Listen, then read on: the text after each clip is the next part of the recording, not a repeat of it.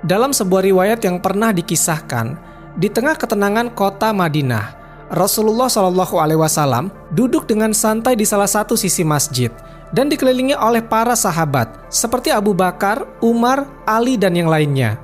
Mereka tengah mengeksplorasi makna mendalam tentang sholat, suatu ibadah yang sering diabaikan oleh manusia.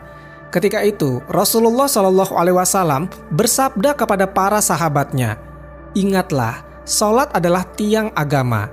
Barang siapa yang meremehkannya, ia telah meruntuhkan agamanya."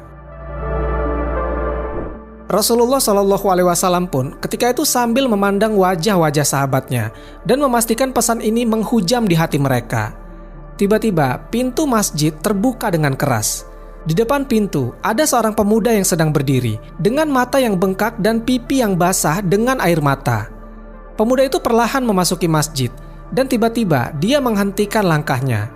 Pemuda itu pun kemudian berkata, "Wahai Rasulullah." Suara pemuda itu nyaris tidak keluar karena sesak di dadanya. Pemuda itu melanjutkan berkata, "Izinkanlah aku berbicara dengan Anda, wahai kekasih Allah." Rasulullah SAW kemudian memandang pemuda itu dengan penuh belas kasihan. Rasulullah SAW bertanya, "Wahai anak muda, mengapa engkau menangis? Kemari, duduklah di sisiku." Pemuda itu pun duduk sambil menundukkan kepalanya. Kemudian si pemuda berkata, "Ya Rasulullah, ayahku telah meninggal dunia. Kami hidup dalam kemiskinan yang menggunung. Bahkan kami tidak punya kain kafan untuk membungkus jasadnya dan tidak ada seorang pun yang bersedia memandikannya." Sayyidina Abu Bakar, seorang pria yang penuh simpati untuk sesama, merasa sesak hatinya mendengar kisah dari pemuda itu.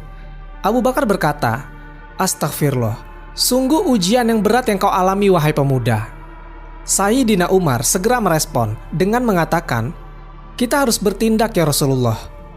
Kemudian Rasulullah SAW menjawab, "Wahai sahabatku Abu Bakar dan Umar, ikutilah pemuda ini dan ambil kain kafan dari rumahku. Kemudian bantulah dia memandikan jenazah ayahnya." Kemudian mereka bertiga keluar dari masjid dan menuju rumah si pemuda itu.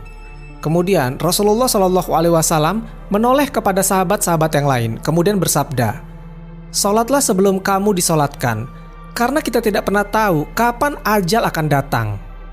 Di hati setiap sahabat yang mendengarnya, tumbuh tekad kuat untuk tidak pernah meremehkan nilai sholat lagi.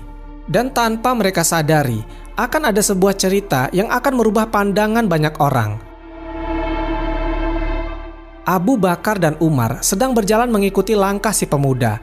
Mereka menyusuri jalan-jalan labirin di kota Madinah. Akhirnya, mereka pun tiba di sebuah sudut kota yang lebih miskin, dengan rumah-rumah yang tampak serba kekurangan.